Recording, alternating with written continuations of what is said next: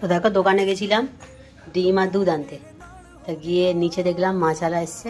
তো দেখো এই যে কাঁটা চিংড়ি নিলাম, একটু বড়া করব। তো দেখো কুচো চিংড়িটা ধুয়ে পরিষ্কার করে নিয়েছি, আর আমি সব কিছু দিয়ে মেখে নেবো। প্রথমে দেখো রসুনটা থেতো করে নিয়েছি, দিয়ে দেবো। তারপর দিয়ে দেবো আদা।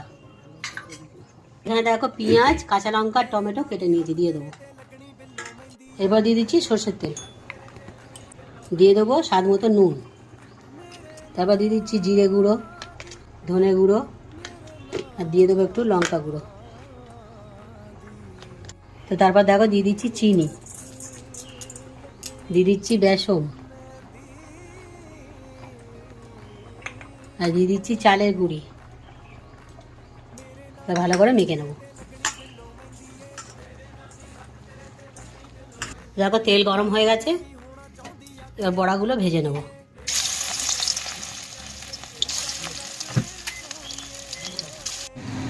তো দেখো একটু উল্টে দেবো।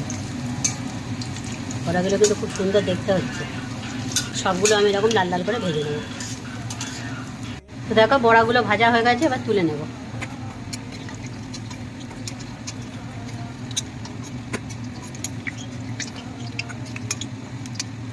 বাকি বড়াগুলো ভেজে নেবো এরকমভাবে।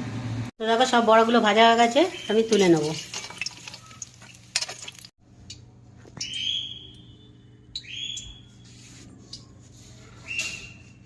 Coming soon.